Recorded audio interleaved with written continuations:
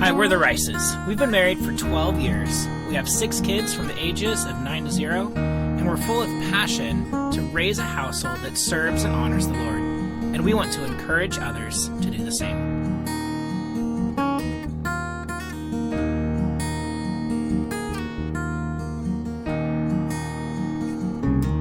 All right, guys, welcome back to the Raising Rices podcast and our conversation today, where we are here talking about raising critical thinkers. As always, we start with a conviction that we have in our lives when it comes to our marriage or our faith or raising our children.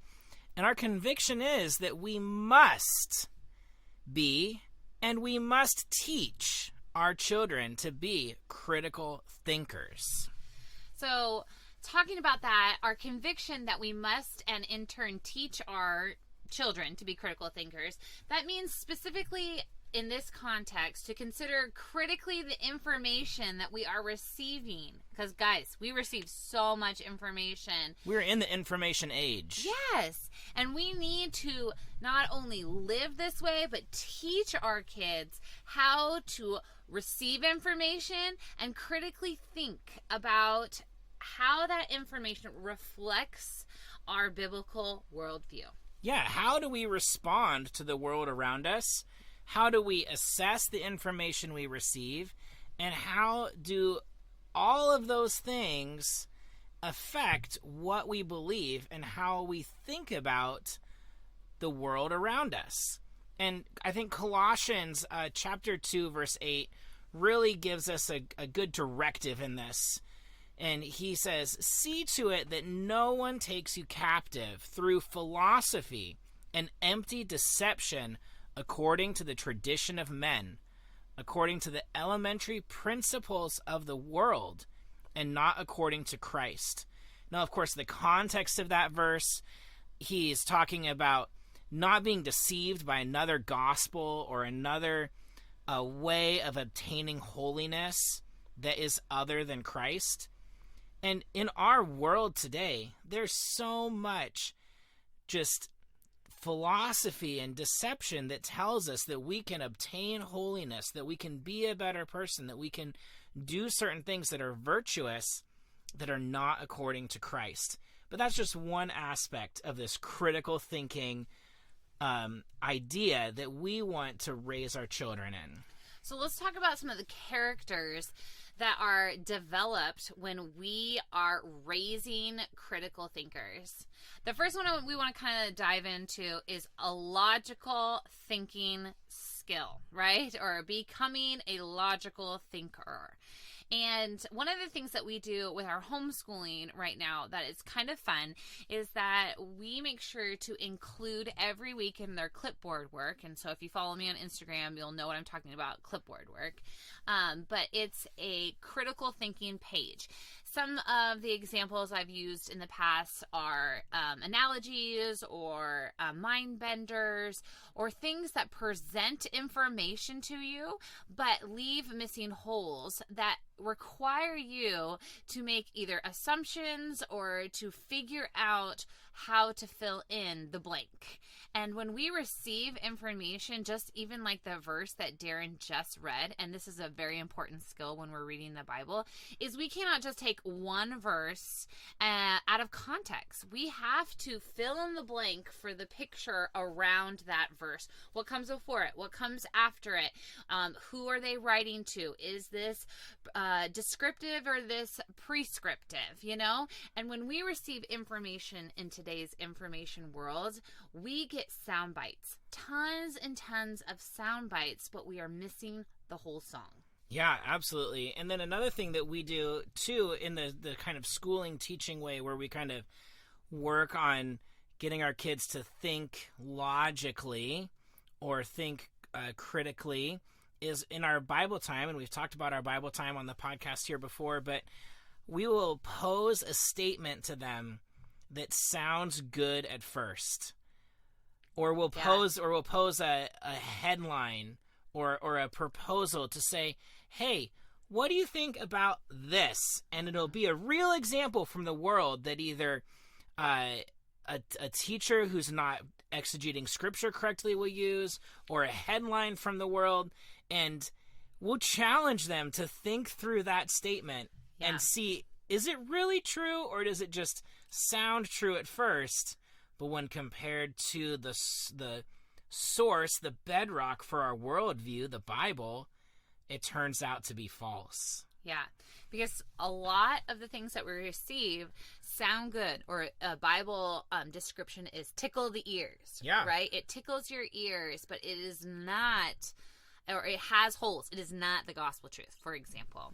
And just a brief example of it is the idea of linguistic thievery that has happened in our culture today too, where the world will take a word that's a good biblical word that has a biblical meaning in Scripture, and then twist the definition of it to mean something else. Yes. And that makes the statements that our children are confronted with even more challenging to think through, because there's good words that mean good things.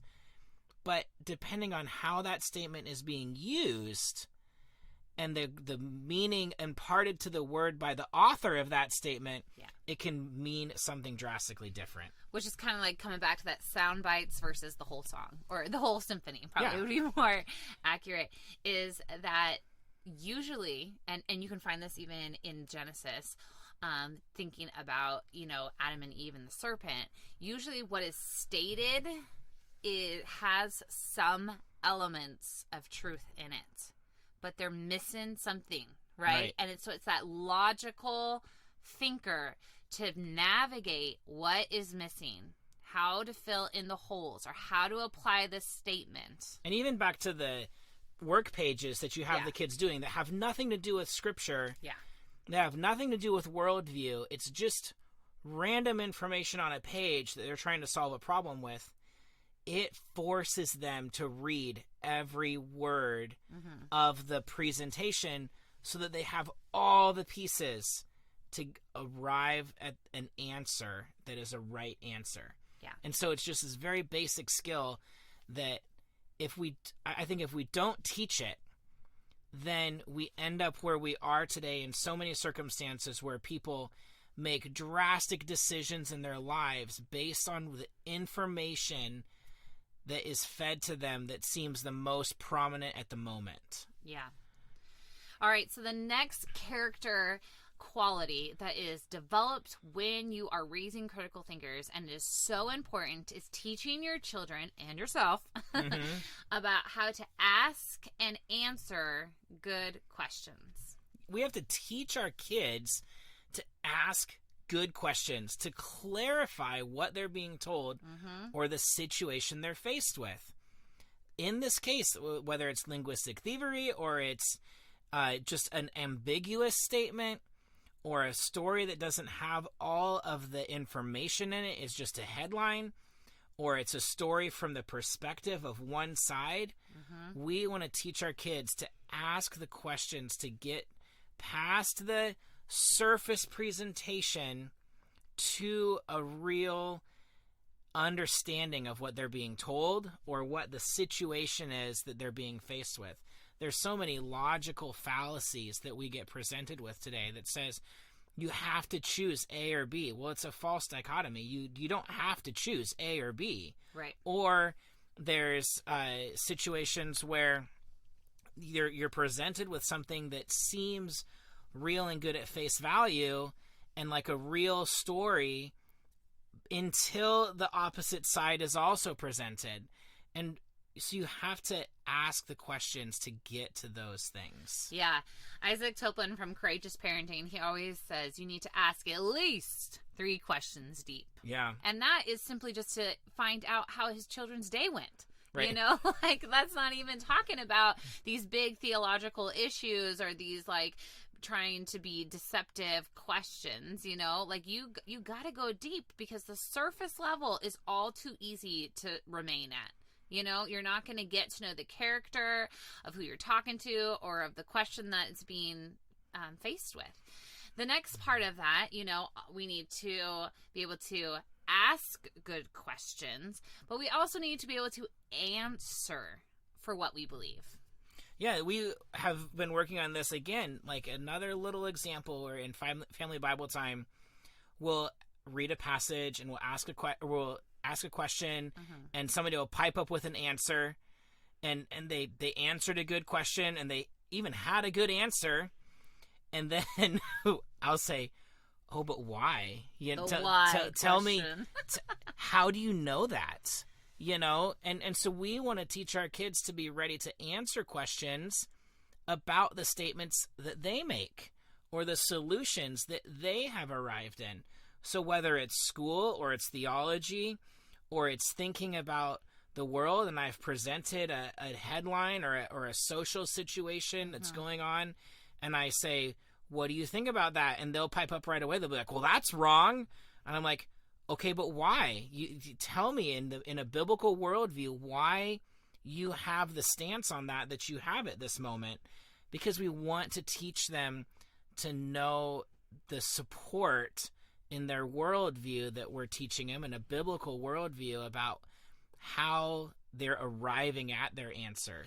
And you guys, this is not just separate from the church. This is actually even more imperative that we teach what asking and answering good questions and having a logical thinking position when we are hearing sermons, when we are listening to theological discussions, because we don't want to become the people that just hear and believe whatever is being spoken.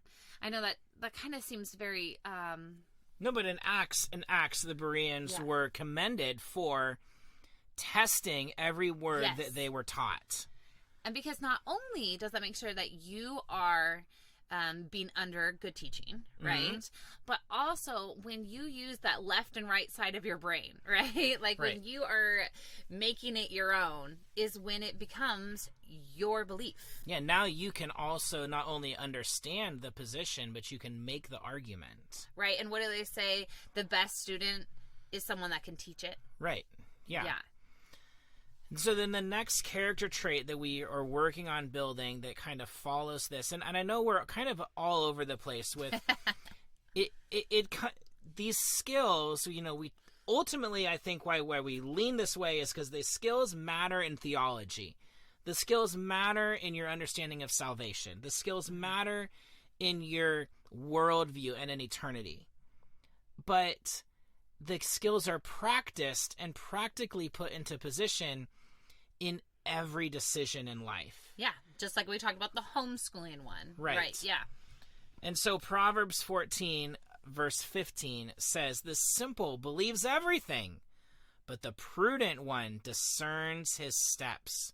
So good. So in each thing, in each decision in life, if we are prudent and if we're seeking wisdom and we're walking with the Lord and we're applying a biblical worldview, we're going to discern each of our steps forward. And then Proverbs 18, verse 17 says, "The first to plead his case seems right until another comes and examines him." And that is critical in today's age where information comes so quickly that it's just a race to see who gets the information out there first. And that person always seems right. Or the loudest. Until another comes and examines the information presented. And so we want to teach our kids, whether it's about what clothes to wear or how they can get to heaven, to think critically and to consider all of the angles, all of the possibilities in light of a biblical worldview. And I know I've said biblical worldview a lot this podcast. We're going to be talking more about that in another podcast coming up in the future. Yeah, and I just love that you help us rein it in a little bit, because I'm the dreamer of this relationship. I'm the like, let's get to this position. But sometimes you can miss the steps in between. So I love what Darren's saying. Like, our ultimate goal is that our children will know truth, right? And that they will be able to decipher, discern, be critical thinkers when the word comes at them, or things that are trying to evade the word, right? Or get the say lies to them, excuse me. But one thing that I love that he said, and I just want to like re-echo it to myself and to you, is that we practice these skills in the simple moments, right? Like, you have to learn to crawl before you can walk. And so for our children, we work on being critical thinkers in many different ways, even regardless if it has to do in the moment with, the Bible. Like we talked about homeschooling already, but here's another example. When we are doing something in the home, and we have a large family, and so, our answers cannot be, or the parents cannot address answers or address each children right away. So we ask the kids, if you don't know what to do, what can you do? Right? Like, how can you be a hard worker and yet think critically? Look around you, right? Look at the setting. Mm-hmm. What is the next step? Or what can you diagnose that needs to be done? You don't need me to tell you, right? Because we've already trained you in this. How can you be the thinker in this moment? Right, or how do you solve your own problem? Right now our living situation, we're very small, and not even a lot of noise, gets very loud very quickly. And some of our students need some quiet to focus on a certain topic. And it's like, okay, well, sometimes we can, work on the quietness as a group, and then sometimes we need you to solve your own problem. Mm-hmm. So how can you put yourself in a good situation to learn well what you're studying? Oh, okay, go over to the trailer with Dad, and he's working, and it's quiet there, or whatever the different situations. So we teach the kids to solve some of their own real practical problems in the moment. Like, be a self-doer, a self-thinker, a self motivator. So I mean, achieve something that you can achieve. Yes. To solve your own problem, or to work towards solving your problem. Yeah. So let's talk about the challenges, though, that face us here when we're talking about raising critical thinkers.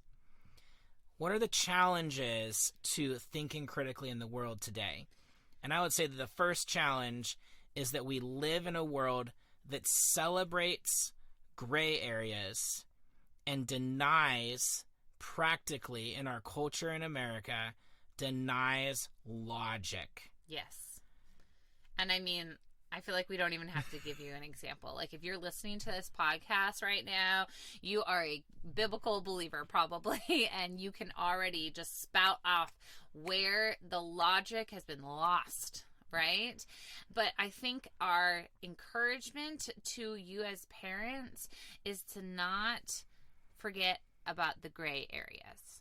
Because the gray areas seem like they could be okay, but those gray areas become the denial of logic. That's where they start, and then they progressively get worse. So just hold on to what is true and teach your children what is true. And I'll give you a quick analogy really fast. Our friends gave this to us, the CU family. When we were talking to them, they said, okay, how do the people in the Federal Reserve, the banking system, how do they teach about all these counterfeit monies? How is it possible to even know all the different counterfeits out there? And they said they don't teach about the counterfeits. They teach about the real thing. They teach about the truth. So if you are a parent feeling like, oh my goodness, this world is going crazy and I don't know how to even address all these issues, start with and always focus on what is true. Yeah, teach the truth, and then it will stand out clearly in a world that celebrates relative truth. Yep, which is our next one. Yeah, if you are teaching the truth, then all of a sudden when you are confronted with somebody else's relative truth or a plea to participate in affirming relative truth, then it suddenly becomes clear. And that is the second part of this challenge, is that our world celebrates a relative truth. And I think that it's a trap that is very easy to fall into as a believer that's filled with grace, to have to buy into loving people and affirming their relative truth.